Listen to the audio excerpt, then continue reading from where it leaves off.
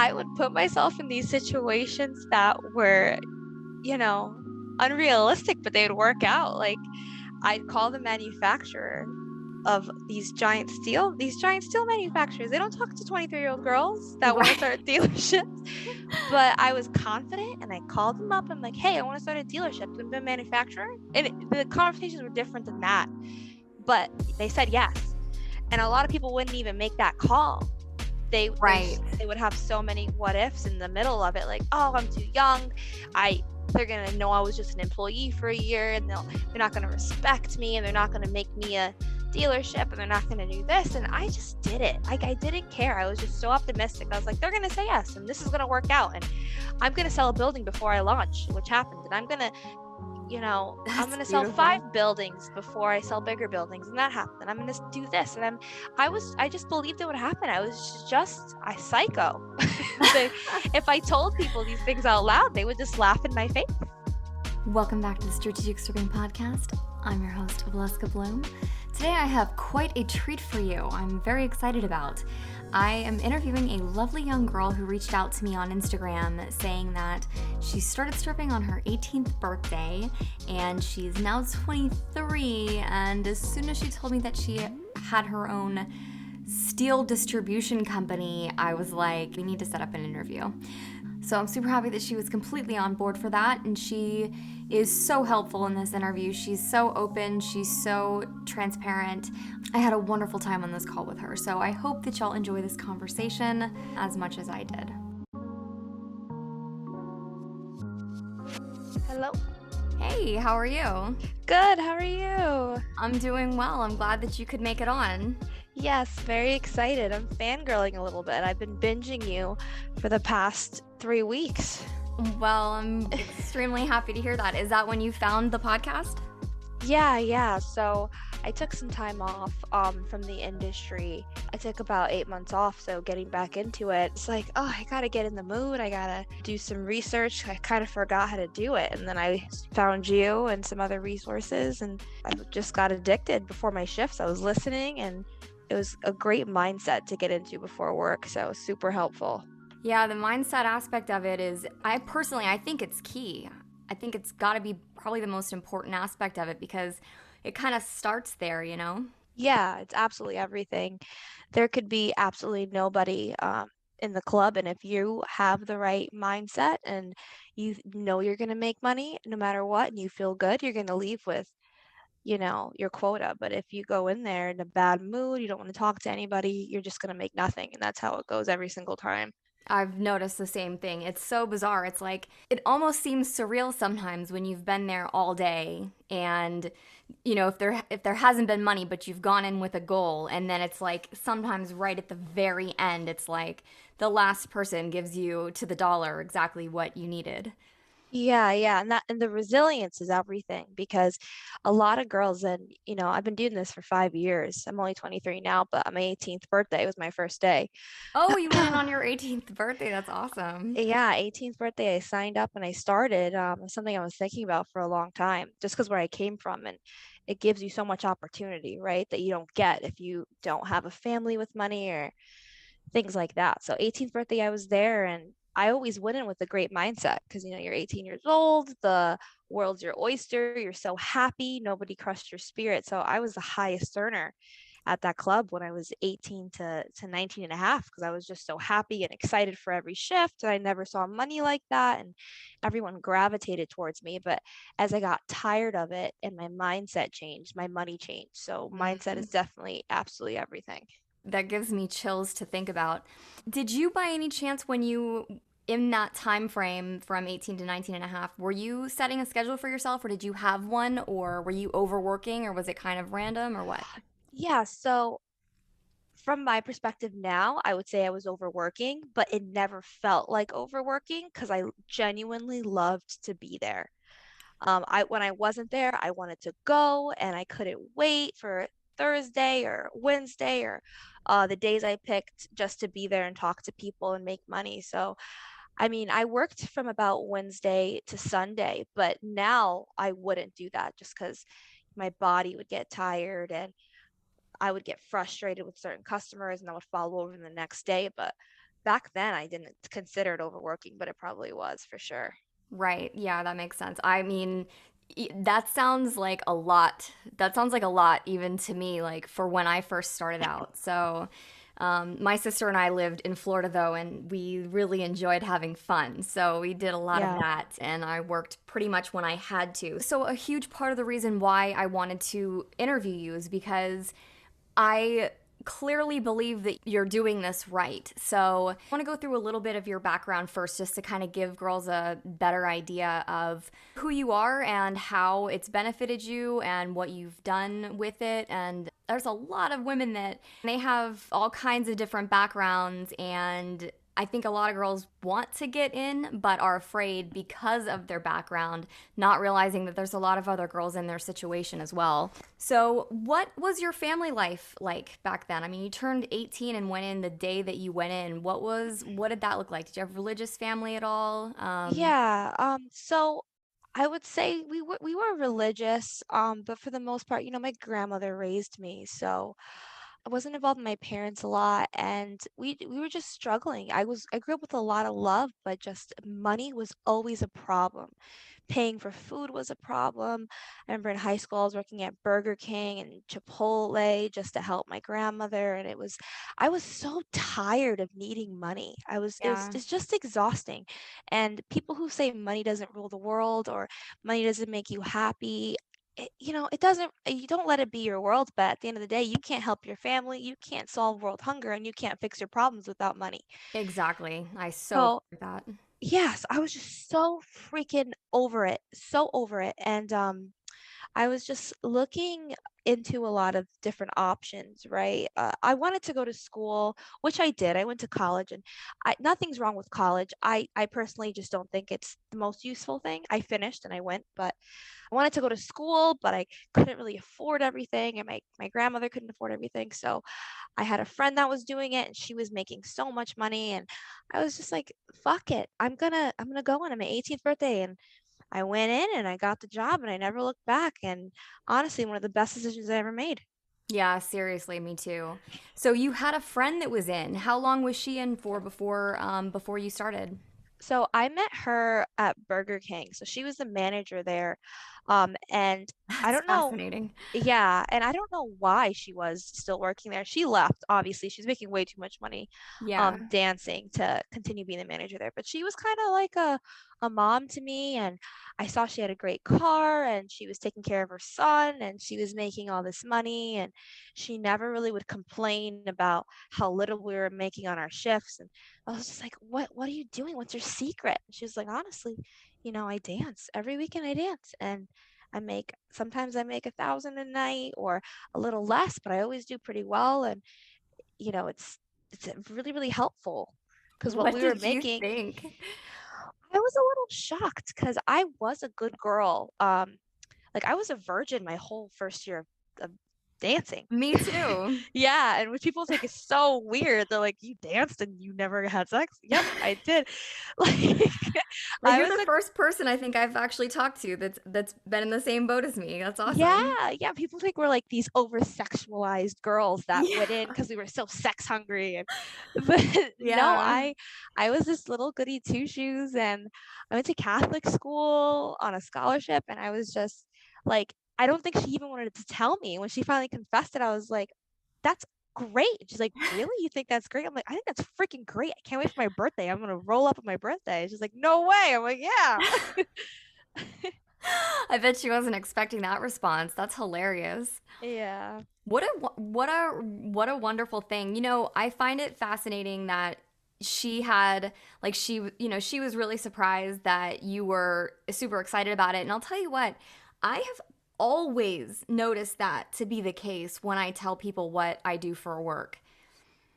Have you? Are you secretive about your job or Um, I wouldn't say secretive. I don't hide it. Uh, I think it shocks people. And yeah. I know in one of your episodes you said, people try to put me in this hippie chick section, and if I try to change into something else or morph into something sexier, they'll say, "Oh, that's not you." And that's kind of the response I get, but it's like I am who I am, and I can morph into completely different people, and it feels good to be this badass businesswoman sometimes, and it feels good to just kind of be submissive and sexy other times and kind of let that power go. So Right. yeah, I mean, I'll tell people, but it definitely does shock them a bit. I'm sure. Yeah, I'm sure, Yeah. especially finding out about what you have as a business now.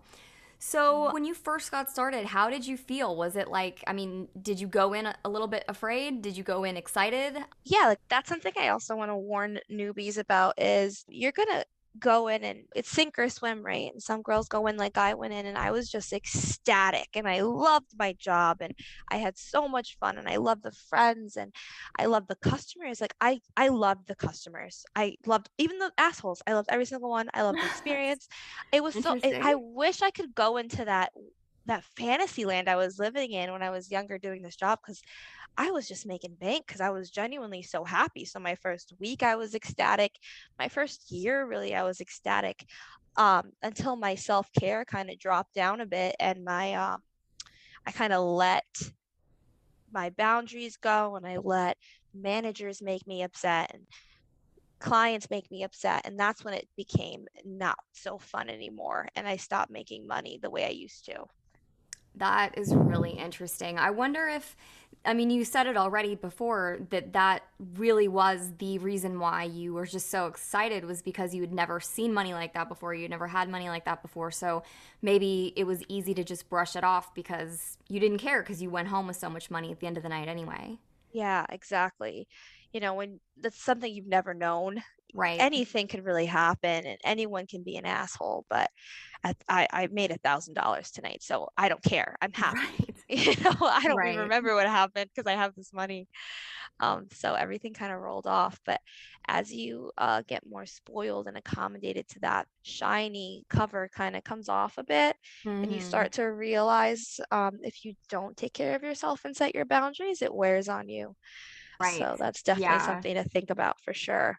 Yeah, regret is something that is not a great thing to have to deal with, after you go home. And sometimes, I mean, money can unfortunately push moral boundaries in some cases, or just boundaries that you feel comfortable with, and that's that is something that's really it can be very unfortunate because money is not all created, it's not all made like personally made equally.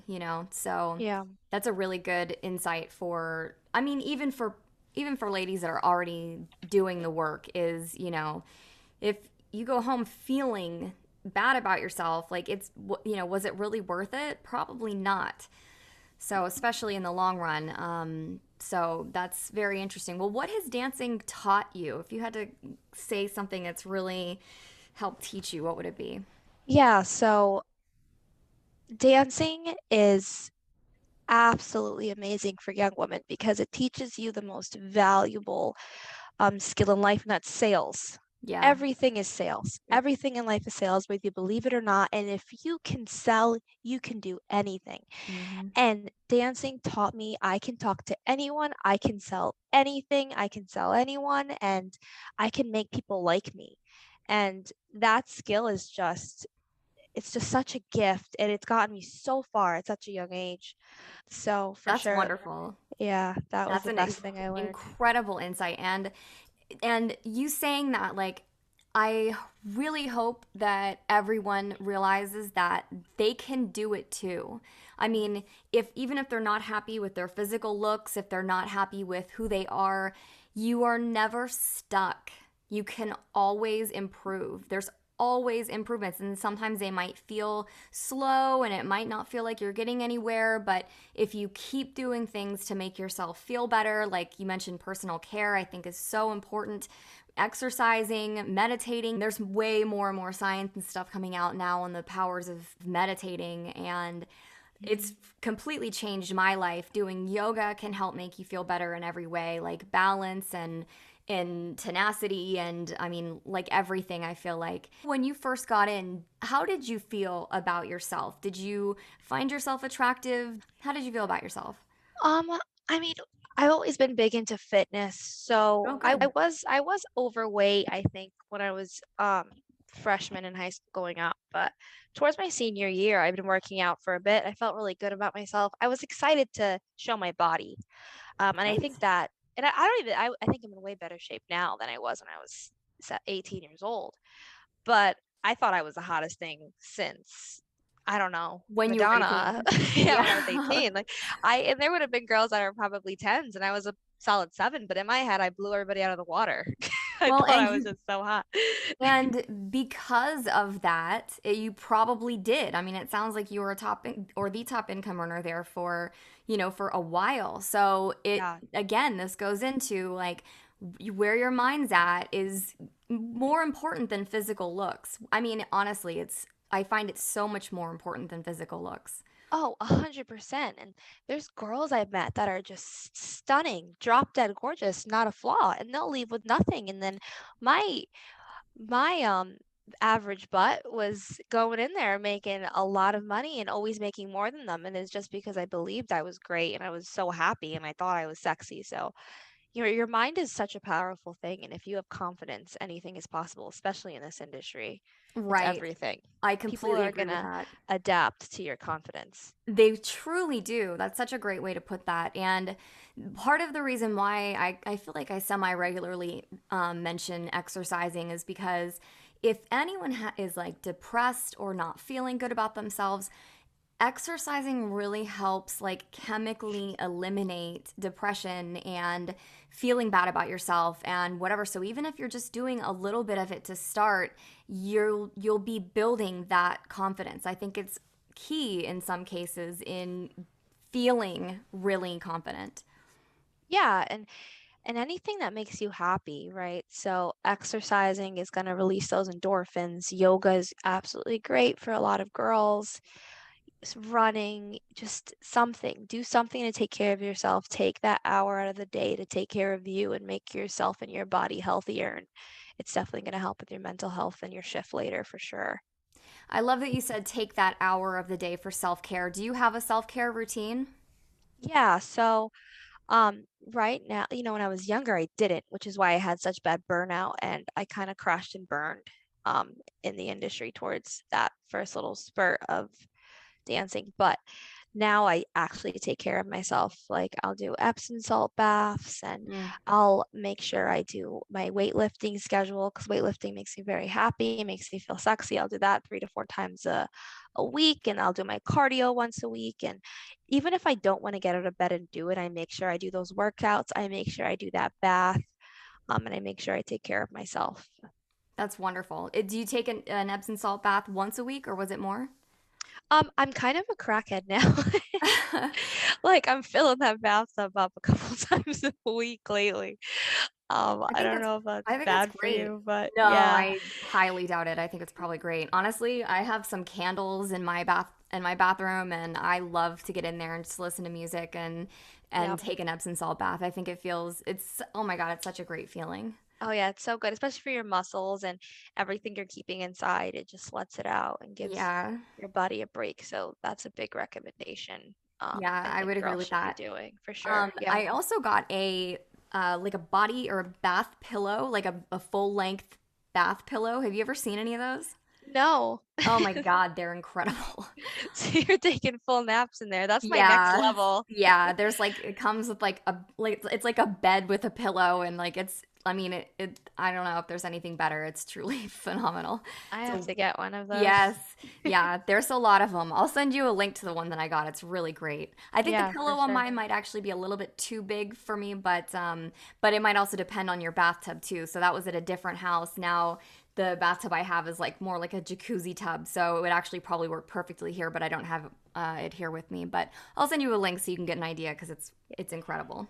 Yes, please. Yeah. Let's move into how like why you started your own business and how you started your own business. So first, tell us about your business and then tell us like why and how you picked that one and everything. Yeah, for sure. So, I sell steel buildings. I own my own company now, which is fairly new. We've been doing very well with smaller buildings, but we're just getting into the big boys, which is very, very cool. But I got into that actually through um, dancing. So I met this man, and I didn't really love him. I thought he was very arrogant and things like that. And I did other sales jobs before that just because dancing made me very good at sales, but Yeah. the income never matched dancing. So I was like, I'm not going to keep doing that. I could just dance, right? Right. So I met him. I talked to him, and he was like, you'd be great at sales at my company. And I thought he was just dream weaving and, talking talk like a lot of customers do. So I, you know, led into it, and I did something very unwise, which I never do anymore. But I did give clients my number, which you should never do. But he did have my number. Yeah, personal number can be difficult because Yeah. then, like, you can't, I mean, you can block it, but they still can find ways to get in touch with you. So, Yeah, and it's the mental separation is everything. yeah, I It's agree with absolutely that. everything. If you do not separate work when you're home, it's going to kill you. You need to cut off the clients, cut off the environment, and then be yourself, and then take care of yourself when you're home. And then when you go back into that environment, you can welcome it back in. But obviously, I didn't have those boundaries Yeah, when and I I was and I younger. do I 1,000% agree with you. Letting customers have my phone number made me miserable in a Yeah. lot of circumstances. So yeah, I 1,000% second what you're saying. So, but I do find it at least very interesting that it was a customer that got you into this. I think that's also kind of key for girls to keep in mind is that you really do never know who you're going to meet at work, and to just write them off because they're a customer might not necessarily be the best idea. Yeah, and don't, meet unless that's what you do when you're comfortable with meeting clients outside, and that's something you're into, perfectly fine. But if you do keep that separation, don't go willy-nilly meeting people. Like, look into people. But I have met other girls who've had career opportunities doing this. Never write it off. It could change your life, and it could help you enter into a different path. But yeah, he gave me his number. He's like, listen, I would love to have you work for me. No funny business, yada, yada, yada. After that, he came in another time, same thing. Literally just came in to headhunt me again, which people do, headhunt salespeople. Yeah. Yeah, please come work for me. Yeah. Come sell steel. I'm like, all right, so I'll go to an interview. So I went to the interview. Um, and he obviously I got the job because he wanted me to work there when I was half naked anyways. Right. But I went on my first day. I did something that nobody's ever done in that company before, and I sold two buildings my first week working there.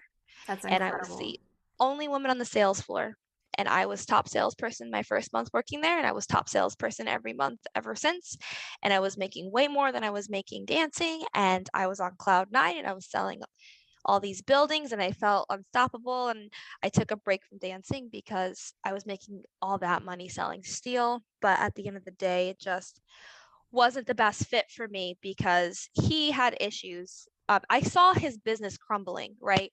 And another thing that dancing gives you, which you wouldn't have before, is you kind of realize that you can do anything. You can talk to anyone, you can do anything. It gives you a lot of power if Right. you let it. So I saw his business crumble before me. Like, he wasn't doing things right, and I was like, I could do that better, and I could do that better. And this company's such a gift, and he's ruining it. And instead of, which is what I think I would have done if I wasn't ever a dancer, which was like, oh, I'll just quit and, go back to dancing. I thought big. I thought really big. And I said, I can do it. I can start my own steel company. I can do this. I can get in touch with these manufacturers. I can sell these buildings. I am capable, and I can do it. And I just dreamt really big, and I got my LLC, and I quit, and now we're here. I have my own company doing the same thing. That is incredible. First of all, congratulations and wow. Like I'm so excited for you. I'm so happy for you. I'm so proud of you. That's a Thanks. wonderful accomplishment. Was it difficult going into all of that, like into starting your LLC and into whatever the steps were that you needed to make it happen? Did you have Yeah. any help or No, the company is entirely in my name. I have a partner that gets a certain percentage that helps me with all of my marketing, because I'm great at steel. I don't know a ton about marketing, and marketing is absolutely everything, right? when you're getting leads and things like that. Do you just pay him based on income or do you pay him a salary and then a percentage of the income or Yeah, he gets a total percentage of the oh, income. Okay, awesome. And Yep. that works out well? Oh yeah, it works out great. Because if you want to put it in the club perspective, all those clients are your leads, right? The club Right. markets gets those leads so you can make money. If you don't have those leads, you're absolutely nothing and you can't make your money. So Right. Perfect. yeah, it works out well. That's awesome. hmm So, do you just kind of, I mean, like, how did you go about setting up your businesses and everything? Like, did you just start researching how do I set up my own business? And, Um, so when I made this decision, I I made this decision in my head about 2 months before I quit. And I don't know if anybody out there has read the 48 Laws of Power, but it's a yeah, great book. I really recommend it. I kind of buddied up to my boss and I was very discreet with my intentions, and I figured out through him how he grew the company. wow. And who his manufacturers were, who I needed to talk to get in touch with these manufacturers and be able to work with them to sell my own steel, what he did to get leads. Where did he get his leads from? All of that I kind of gathered information on. And the day I left was when he was talking about signing non-competes. And what that is all of his salespeople can't start their own companies. And I felt like that's because he knew what I was doing. And Right. that's when I walked. I didn't sign in, I walked, but I learned so much from him before I did that to start my own company. And then I had a lot of organic leads because I built great relationships with my clients, with my phone sales, selling these buildings, because I learned how to sell from dancing and I learned how to build relationships and make people like me from dancing. I did the same thing with my steel clients. So they would contact me for buildings still, and I would just say, hey, I don't work for that company anymore, but I have my own company. You can buy a building from me if you'd like. And they were like, yeah, we don't care. They didn't ask whose company it was. They just thought I was a rep at a different company. They didn't ask any questions. So then I would sell Oh, buildings from my personal company to them, which was fantastic since that I was is, selling buildings without marketing already.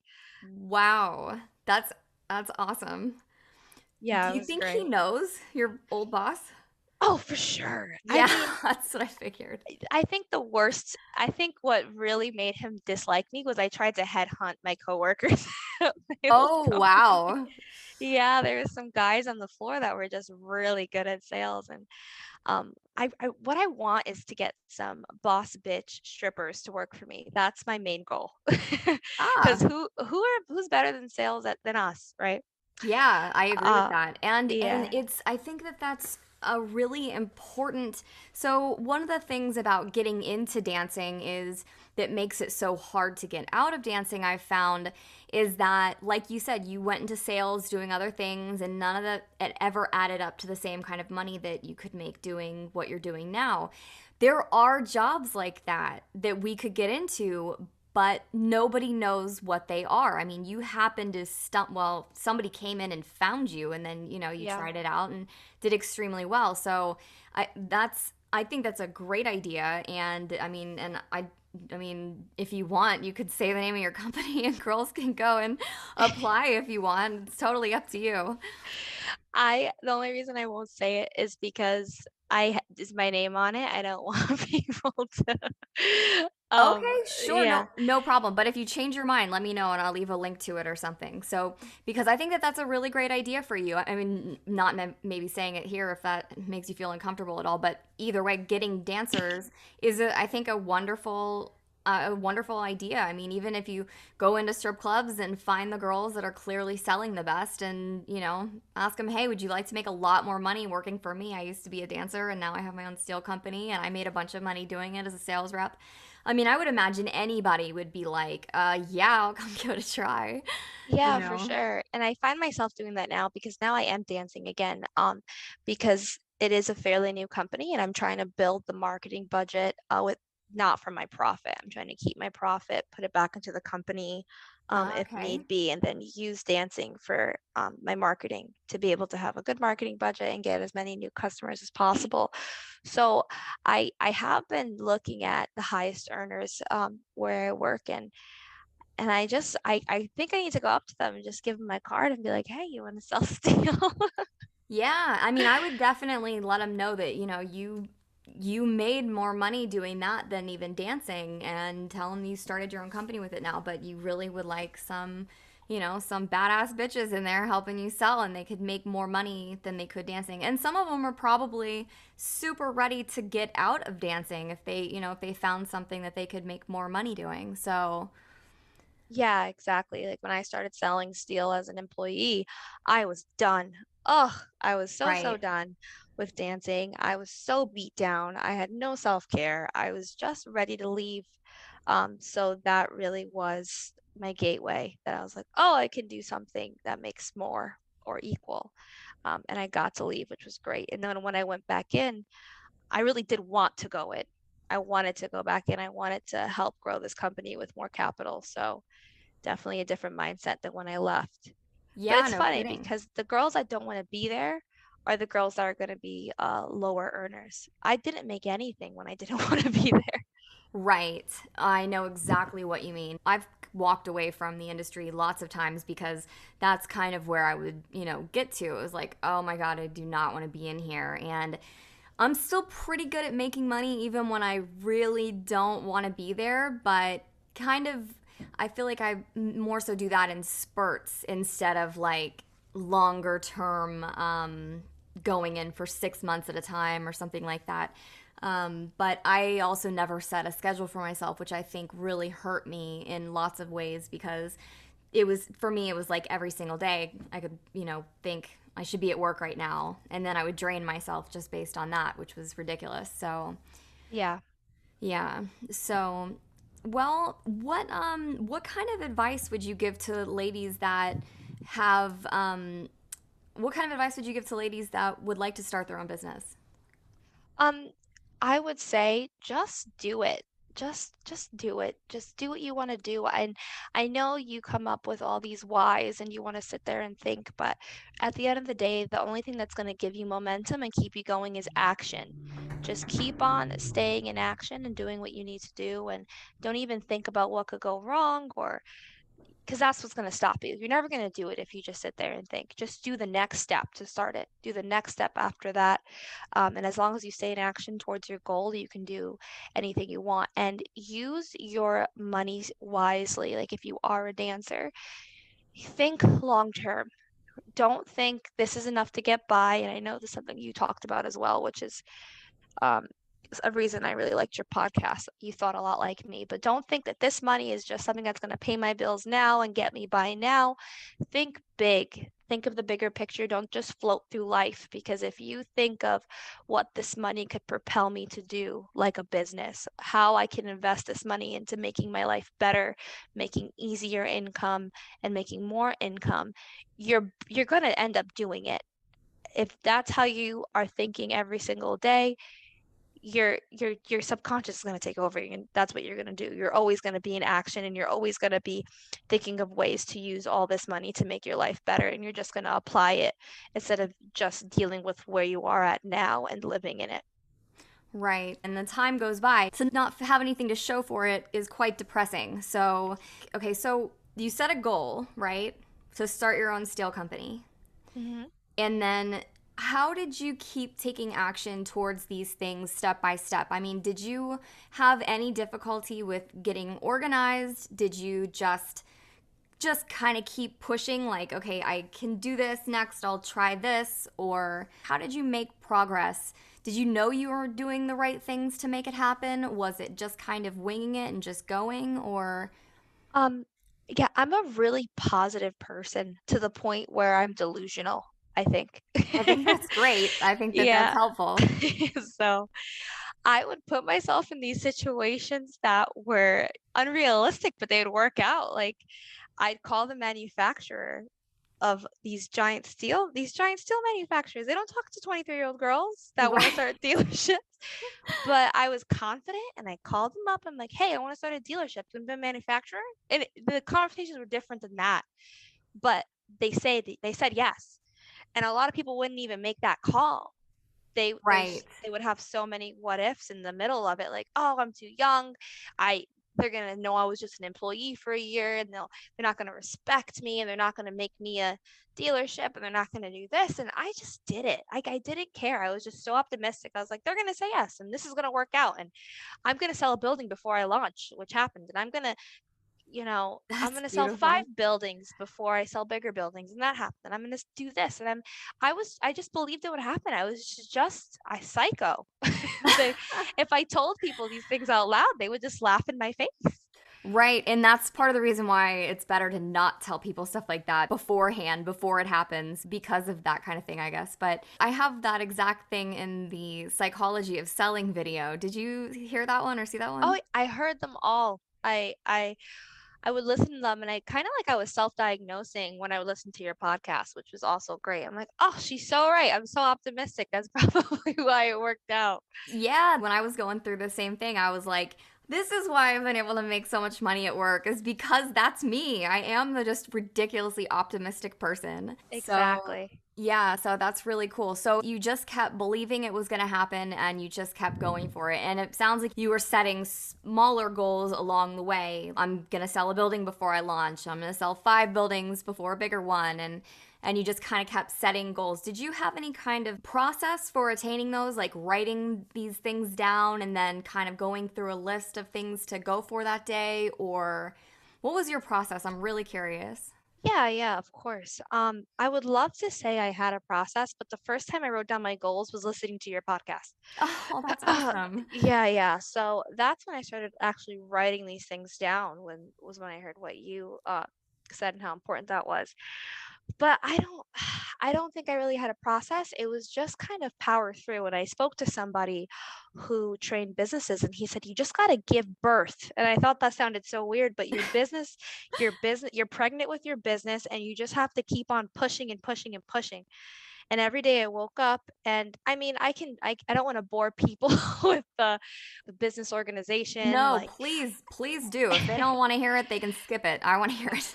all right. So organizing your business is so important, which is something my partner helps with that's mainly in the marketing. There's things like Asana where you set your tasks for your business and the timeline for those tasks and you mark those off. And that if you have those tasks in Asana or anywhere, they're going to haunt you and you're going to get them done because you have to accomplish them to launch and do certain things, call certain people and get things done. So definitely the task reminders are very important, but just having everything you have to do. Also, brain dumps. Brain dumps are so important. So I found myself when you start a business, there's so much you have to get done. And I understand, Right. like, start the LLC, talk to manufacturers, hire people out, set up tax thing. It's a lot and it's Right. overwhelming. But if you just get everything out of your brain in an app or on paper or however you want to organize it, just dump it. It's called a brain dump. Get it down, at least it's out of your mind and it's somewhere else physical so you can shift through it and get everything done. Did you put it on paper or did you put it in an app or both or? Yeah, I put it in an app mostly, and a calendar. So I wish somebody like slapped me in the face and told me when I was 18 years old, you need to keep a calendar. And I know that a calendar doesn't seem that important to people, but if it's not in a calendar, it doesn't exist. You need Yes. to you need to have integrity and keep your appointments and keep your calendar and keep your life organized because then you're just going to spiral and it's going to become overwhelming. So definitely keep a calendar with everything you have to do every day. Even your self-care, put your self-care in that too. So Yeah. points you have to do to start your business, your self-care routine before you have to go into your dancing shifts, put your quota in there, how much you need to make in your quota for dancing so you can use this much for bills and this much to grow your business and this much for fun and put it all in there. Organize your entire life is what I would Yeah, that's recommend. what I'm trying to do right now is organize my entire life. So that's part of the reason why I'm so curious about this. Is your calendar a physical calendar or is it also an app? It's also an app. It's just a Google Calendar. Okay. Yeah, and it helps me stay integrity with myself. I think integrity is everything in life, and everyone who I've met or I've listened to podcasts to who are successful have integrity. So integrity with yourself is very important. So when you promise yourself you're going to do something, you do it. When you Yeah. promise somebody else you're going to do something, you do it. And that's everything. So calendars, I know they seem kind of superficial, but at the end of the day, a calendar keeps you within integrity. And when you're within integrity, the sky's the limit. So that's why I recommend those for sure. That's beautiful. What other apps would you recommend? So you use Asana for getting tasks done. Mhm. Any other ones for that? And then I'm also curious about what you used for your app, if it was an app for your brain dump. Yep. So, yep, Asana just for the organization of my business, Google Calendar for my calendars. Any calendar that sets up with your email is great because then if a client or someone you're dealing with sets an appointment with you, you can just have it integrate right into your calendar and it becomes very easy to stay organized. Brain dumps were just done on my notes on my phone. I wouldn't recommend that though. I kind of like I like how Asana, when you complete a task, a little unicorn flies across the screen. Like I like Okay. to be affirmed, which is Yeah. probably why I love dancing. I love positive affirmation. I love doing the bare minimum and having someone tell me I'm wonderful and beautiful. Right. So in Asana, when I would get something done, I'd have my unicorn fly and tell me I was great. I'm like, oh, this is fantastic. I want to get more stuff done. That's hilarious. So if that's how your brain works, Asana's a good one. So you can Um, use that for your brain dump as well. yeah, you can use that for your brain dump and then just dump everything you have to do. And then when you complete it, you get your little reward. I did not know about that. I'm sure it's a great idea. Apparently it works. So, Yeah, it's it's definitely helpful for sure. that's interesting that you say that. I've heard for keeping yourself on track and making things happen, you need to reward yourself at the end. And obviously the self-care, the baths and stuff, that's a great way to reward yourself.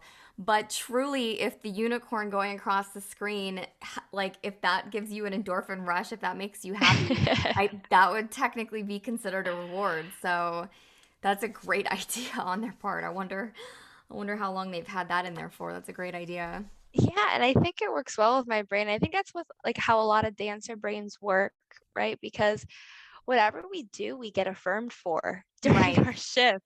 So we're people that kind of are wired to get rewarded and affirmed, whether it's money, compliment, something for Right. doing And something immediately. It's not like immediately. this, kind of delayed thing. It's like you do good and you get rewarded immediately. So, Exactly. Or you exist or you get on the floor and you get told you're pretty, you get rewarded for doing your makeup for whatever, working out yeah. immediately, right? When you get on the floor, you get those affirmations. So it kind of wires our brain, especially since I was in the industry for 5 years and still am.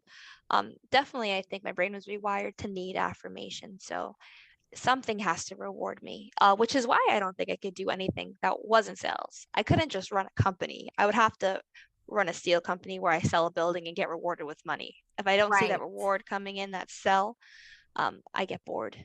That's a very interesting point.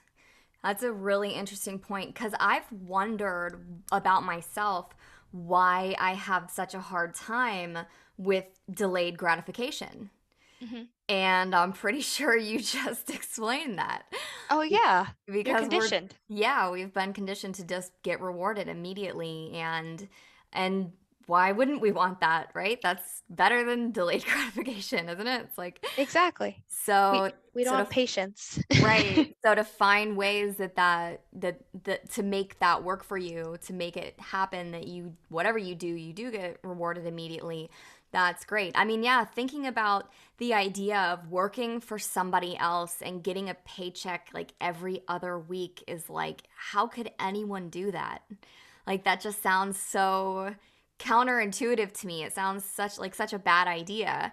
And I'm sure that, getting rewarded in cash immediately after completing my service, that's really, really wired me to, okay, yeah, this makes a lot more sense than waiting for a paycheck.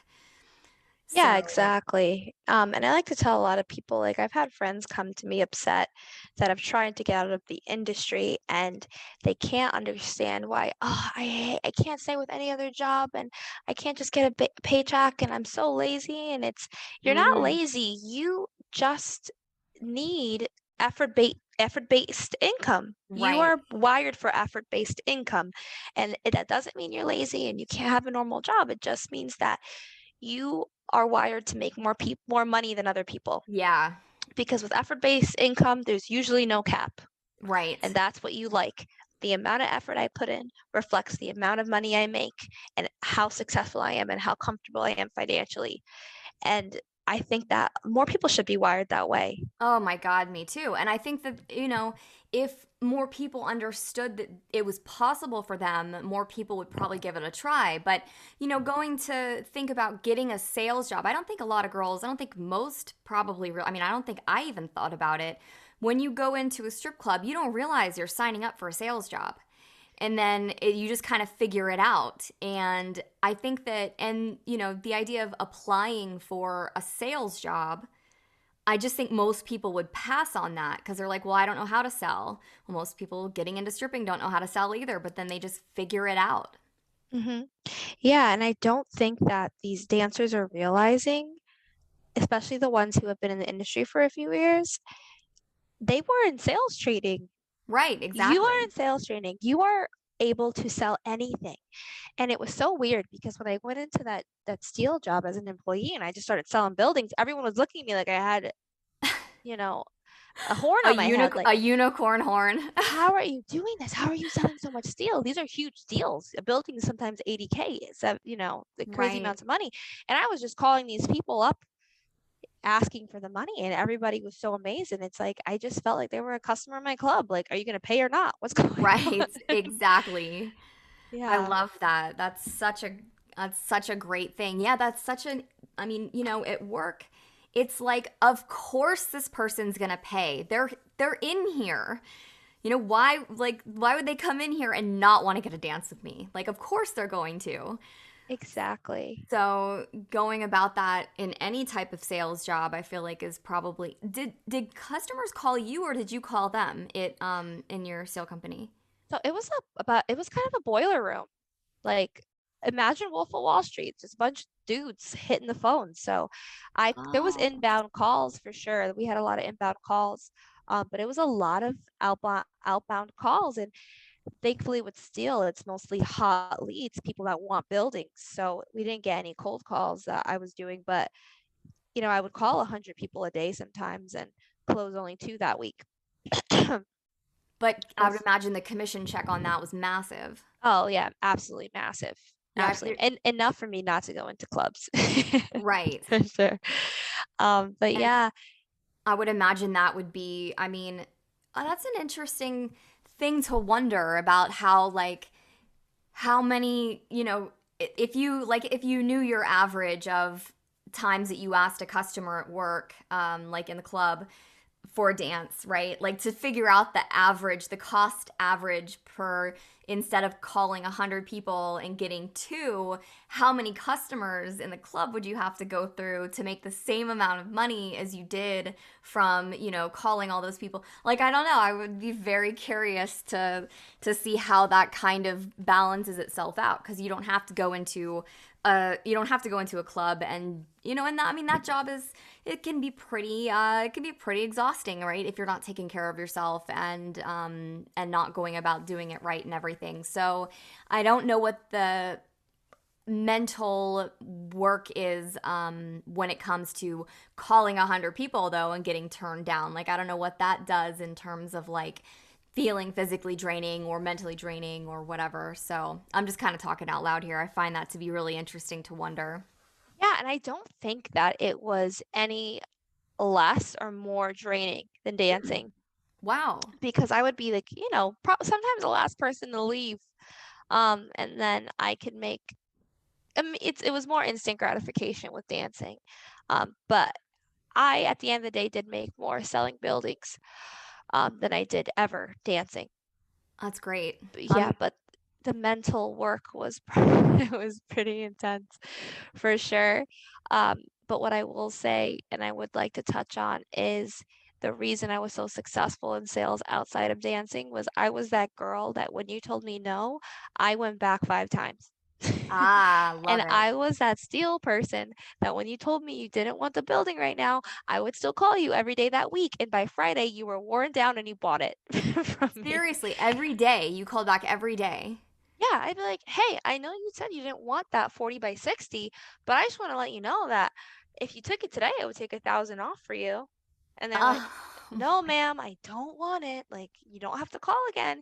And that's what one guy literally told me, which was the biggest commission I ever got. It was a huge building. He was so rude to me because I was a female and he kept on calling me sweetheart. And he's like, I don't want the building. I already told you, don't call me again. And I called him that Friday for the fourth time. And I said, this is my last call to you. Okay. I'll take $5,000 off the building, which was coming out of like most of my income. Like I was Right. just trying to fling something out there, which is like when you go up to a customer and it's the fifth time and it's the end of the night and you're like, hey, let's just go. Like, what do you have to lose? You're drunk. Let's Right. just go have fun. Like, same mindset, right? You just don't give up. Like, I know you don't like me, but no one else is here anymore. So I just went into that wing it, and he finally was like, screw it. I'll wire the money today for the building, which is fascinating. Oh, You that's awesome. just be resilient and just don't get same thing with dancing. The girls who don't hear no and don't get worn down by no and create this entire universe around the no are going to be most successful. Right. Some girls hear no and they see the reality. He just said no. That's the reality. This guy just said no. But then some girls hear no and they're like, oh, he doesn't like that I'm Hispanic. He doesn't like that I have a big butt or I don't have a big butt. He doesn't like this. But you created that entire world. He could just not be ready yet. Exactly. So I just took the no to face value with steel, like I did with dancing. And I was extremely successful because of that. That's incredible. I love that you just said that. What a incredibly beautiful insight. I used to when I first started dancing, it for myself, it was at the beginning like if somebody said no, it was like an ego thing. Okay, well, I'm not going back to him then, like I'll just keep talking to other people. And after a while I realized like maybe it is just timing. Maybe they weren't ready yet. Maybe they do like me and I just started to make that my reality. It was okay, well, let's try again a little bit later and see what happens, and not acting like, not thinking or feeling like he was going to say no, but this time he's going to say yes. And that it works. And I love that you said that about like, it could be, girls thinking that it's about the way that they look or whatever, when it really is quite possibly just timing. Yeah, never don't read into anything Yeah, because as human beings, we just create a world around absolutely everything. That's our nature. Everything has to have meaning, and we add meaning to every interaction.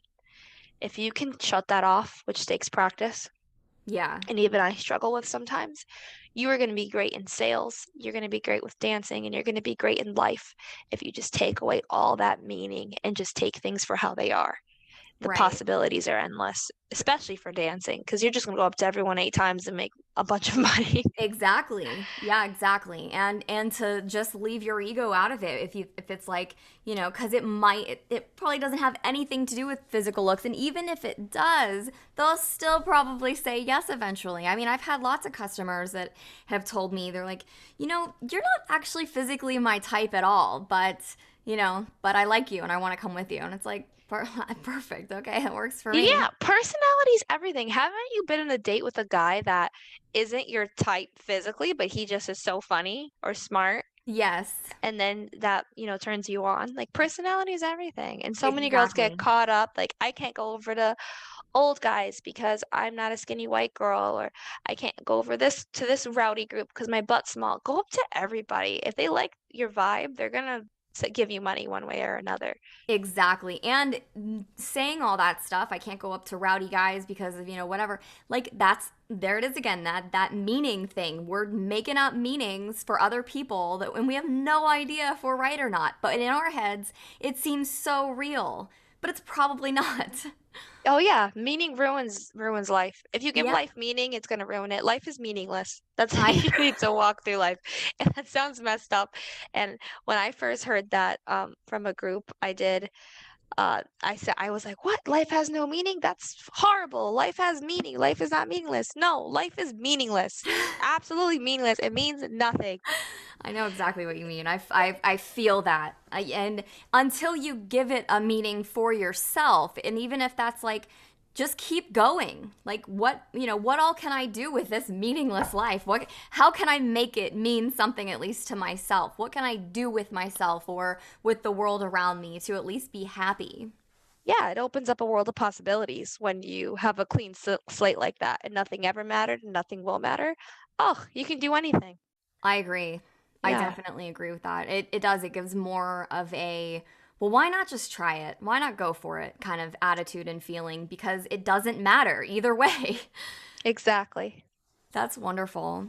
Well, this has been a lot of fun. I really appreciate talking to you. I really appreciate all of your insights and your beautiful personality and mind. That was really refreshing for me to talk to somebody that's really doing something with the money that they're making and are creating something out of it. And I mean, how you got there is great, super great. I mean, started off working for somebody you met at the club, and then now like created his business outside of his business with your own.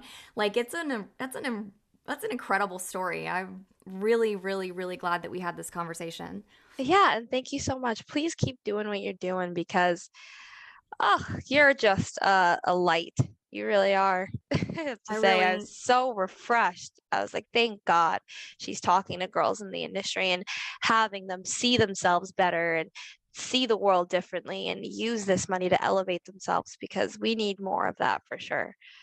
I really appreciate that. It's been like, I've kind of struggled with the idea of wanting to continue with anything with this channel until about last month. And oddly, and I hadn't put content out in a while, and oddly, I started to get messages like yours, not with girls telling me that they had started their own business, but with girls being like, I just found your channel and I love it, and it's really helped me change my life and my mind and stuff. And it was like, wow, that's really interesting that I just decided I really want to grow this channel as much as I can. Then I start getting messages like this that I'm like, wow, okay, it just feels like it feels right. It feels right. So, and this was a wonderful episode that I'm really looking forward to getting feedback on from girls and hearing like how it can help them and everything. So, thank you so much for this.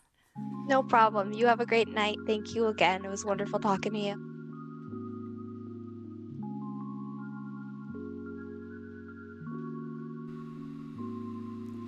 If you receive value from this interview, I would love to hear your insights from it. If you didn't get value from it, I'm going to assume you were sleeping through the whole thing. If you have a friend that's a dancer or a friend that is a want-to-be dancer that you know could benefit from this episode, or even that you think could benefit from this episode, please share this awesome story with her. I'm working on offering mentoring packages right now for dancers and want-to-be dancers. So if you're interested in that, like coaching, mentorship, just how to cut years off of your learning curve, that, stuff like this wasn't offered to me a long time ago, and I've got the experience and I know I can provide the value. So I want to start doing that in a more one-on-one way, because doing general topics on YouTube is one thing, but it's different to actually hear your experiences, get to know you as a human being, what your desires are, what your goals are, and to try to help you shape that and turn that into a reality. If you're interested in that, please send me an email at strategicstripping@gmail.com and let me know that you are interested. And if you would like to sign up for our monthly stripper e-magazine, go to strategicstripping.com and sign up today. Thanks for listening. Remember to focus on what you want as if it's already yours, because the law of attraction is very, very real and it's very precise. Believe in yourself and know that the universe has got your back. And also know that riches of every kind begin as a state of mind. Stay positive. I love you. Until next time.